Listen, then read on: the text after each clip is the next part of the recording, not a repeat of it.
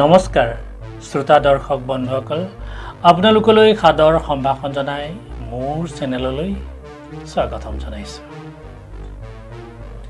মানুহ স্বাৰ্থপৰ সকলো নহয়, কিছুমান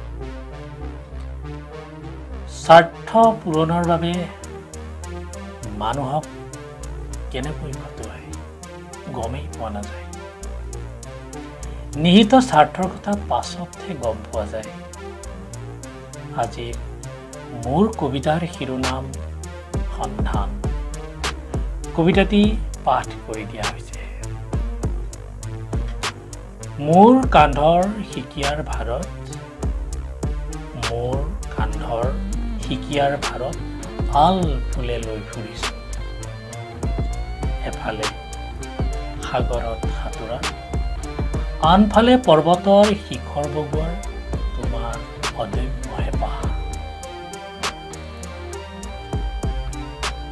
নৈপৰীয়া মানুহ মই বুজি বুজিও নুবুজা হৈ যাওঁ।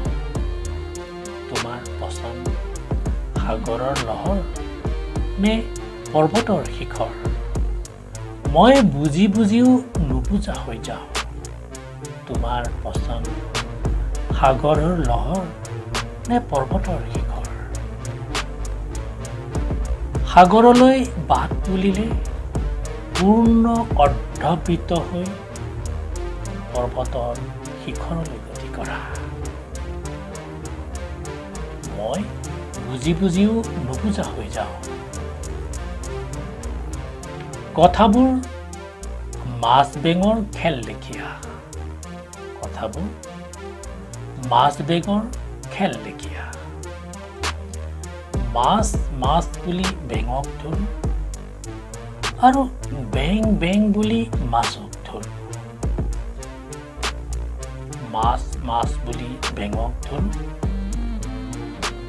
আৰু বেং বেং বুলি মাছক ধৰোঁ। না মাছক ধৰিব পাৰোঁ, না বেঙক ধৰিব পাৰোঁ। ক'ত পাব হয়? তোমাৰ মনৰ ভাজে ভাজে হেঁপাহৰ জেলেপীৰ পাক। তোমাৰ মনৰ ভাজে ভাজে হেঁপাহৰ জেলেপীৰ পাক। মোৰ বাবে ভাঙিব নোৱাৰা অবৈধ সাঁথৰ। মোৰ বাবে ভাঙিব নোৱাৰা অবৈধ সাঁথৰ। প্ৰিয় শ্ৰোতা দৰ্শক বন্ধুসকল, মোৰ এই কবিতাটি শেষলৈকে চোৱাৰ বাবে আপোনালোকক আন্তৰিক ধন্যবাদ জনাইছোঁ। আগলৈ এনে কবিতা লৈ আপোনালোকৰ মাজলৈ আকৌ আহিম। আজিলৈ বিদায় লৈছোঁ। নমস্কাৰ।